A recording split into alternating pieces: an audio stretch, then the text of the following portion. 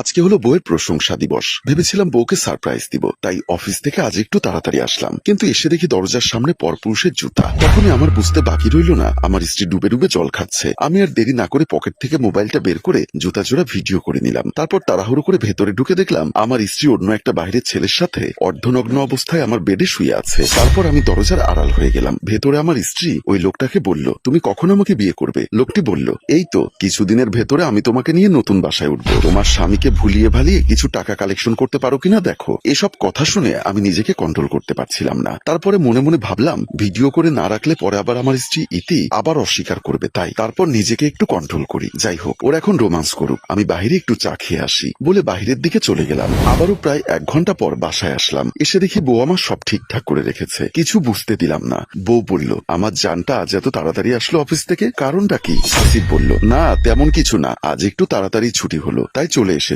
কেন, তোমার কোনো অসুবিধা হয়েছে? ইতি কাঁপা কাঁপা কণ্ঠে বলল, আমার কেন অসুবিধা হবে, শুধু দেখছিলাম আমার স্ত্রীর চেহারাটা মিথ্যা বলার সময় কিরকম থাকে। আমার স্ত্রী বলল, তোমাকে বলেছি না যখন তুমি অফিস থেকে আসবে আমাকে ফোন দিয়ে আসবে, আমি তোমার জন্য একটু নাস্তা তৈরি করব। হাসিব নিজেকে কন্ট্রোল করে বলল, আচ্ছা বাবা সরি, আমার ভুল হয়েছে, এখন কিছু খেতে দাও, তুমি ফ্রেশ হয়ে এসো, আমি সবকিছু রেডি করে টেবিলে খাবার দিচ্ছি। আমি ওখান থেকে টেবিলে এসে বসলাম আর মনে মনে ভাবলাম, মেয়ে মানুষকে চেনা বড়ই তাই। একটু আগে অন্য ছেলের সাথে পরকিয়া করলো, এখন আবার পুরাই চেঞ্জ হলো। ও খোদা, এদেরকে তুমি কি দিয়ে সৃষ্টি করলে? আমার স্ত্রী নাস্তা নিয়ে এসে বলল, কি হলো, কি ভাবছো? তোমাকে বললাম না ফ্রেশ হতে? হাসিব বলল, ফ্রেশ হতে হবে না, আমি এমনিতেই ফ্রেশ আছি, নাস্তাগুলো দাও। বউ আমার খুব আদর করে বলছে, প্লিজ ফ্রেশ হয়ে এসো, হাত মুখ না ধুয়ে নাস্তা খেলে ব্যাকটেরিয়া জীবাণু পেটের ভেতর ঢুকে অসুখ করবে। আমি আর কথা না বাড়িয়ে ঠিক আছে যাচ্ছি এই বলে হাসিব ফ্রেশ হতে চলে যায়। কিন্তু ওয়াশরুমে গিয়ে দেখি একটি পানিতে ভেজা আধোয়া লুঙ্গি নিচে পড়ে আছে, কিন্তু এটা তো আমার না। আমি চালাকি করে বললাম, ইতি এইতি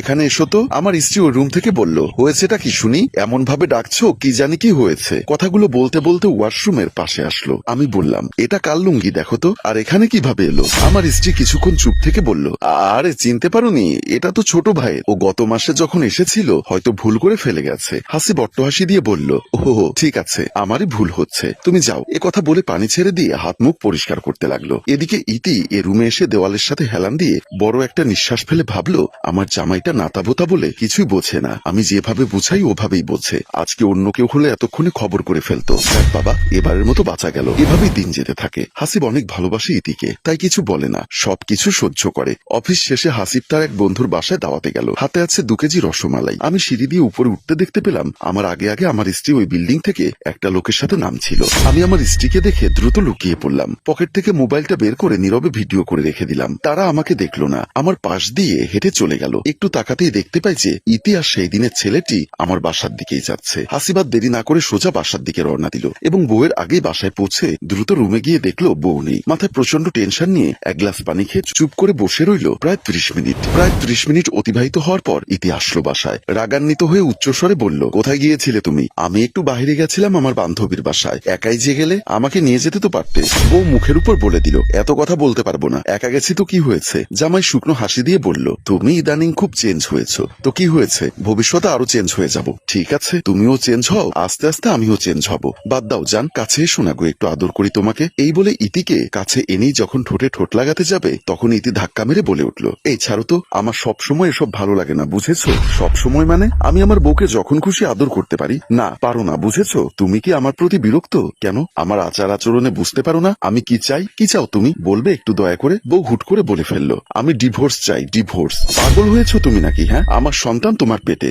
আর তুমি বলছো কি সব? কেন, বাচ্চা নষ্ট করব, আর সমস্যা হবে না। এই কথাটি শোনার পর হাসিবার ঠিক থাকতে পারে না, তাই ঠাস ঠাস করে থাপ্পড় লাগিয়ে দেয়। আর যেন কোনো কথা না শুনি যে তুই ডিভোর্সের কথা বলেছিস।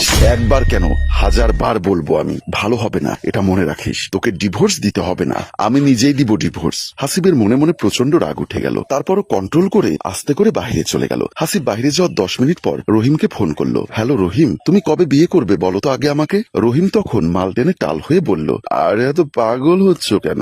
আমার মনে হয় আমার স্বামী সবকিছু জেনে গেছে, তাই ওকে আমি ডিভোর্স দিয়ে তোমাকে বিয়ে করব। কি বলো ডার্লিং? আমি কিভাবে তোমাকে বিয়ে করব? আমি তো আগামীকালকে 5টার ফ্লাইটে লন্ডন চলে যাচ্ছি। 5 বছর পর লন্ডন থেকে দেশে ফিরবো, জাস্ট ফর এনজয়। তুমিও মজা পেয়েছো, আমিও মজা পেয়েছি, এগুলোর মধ্যে বিয়েটি এগুলো আসলো কোত্থেকে? ঠিক আছে, আই লাভ ইউ, এখন রাখি। এ কথা বলে ফোন কেটে দিল। এদিকে ইতি হ্যালো হ্যালো করে মনে মনে ভাবলো, তার মানে রহিম আমার সাথে বেইমানি বেইমানি করেছে, আমি না জেনে না বুঝে আমার স্বামীকে কত কষ্ট দিয়েছি। আজকে আমার স্বামী বাসায় আসলে আমি ক্ষমা চেয়ে আগের মতো সংসার করার চেষ্টা করব। এসব কথা চিন্তা করতে করতে এখান থেকে বিছানায় শুয়ে ঘুমিয়ে গেল। পরদিন সকালবেলা কলিং বেলের শব্দ শুনে দৌড়ে এসে দরজা খুলে দিল। হাসিব নতুন বউ নিয়ে বাসায় ঢুকলো এবং ইতির হাতে ডিভোর্স লেটার দিয়ে বলল, এই নাও তোমার প্রাপ্য, আর এই মোবাইলটা তুমি নিয়ে যাও। এই মোবাইলে তোমার সমস্ত অপকর্মের ভিডিও রেকর্ডিং করা আছে, যা আমি এক কপি কোর্টে দিয়ে তোমার নামে মামলা করে এসেছি। কোনো উপায় না দেখে বলল, প্লিজ জান, তুমি আমাকে খুব ভালোবাসো। হাসিব এবার অট্টহাসি দিয়ে বলল, তুই কি এখান থেকে যাবি নাকি জুতা পেটা করে বের করব?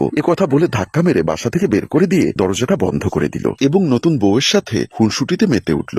সম্মানিত দর্শক, ইতির মতো কিছু মেয়েদের কারণে আমাদের সমাজে প্রতিনিয়ত পরকীয়া বেড়েই চলেছে। তাই আমি মঞ্জুর মোর্শেদ মনে করি হাসিব কিংবা রহিম দুজনে সঠিকটি করেছে। গল্পটি ভালো লাগলে লাইক, কমেন্ট, শেয়ার করে চতুর্দিকে ছড়িয়ে দিন। গল্পটির রচনায় ও প্রযোজনায় মঞ্জুর মোর্শেদ, পরিচালনায় হাশেম রাজু, ক্যামেরায় শিহাব ও শাকিল। ধন্যবাদ।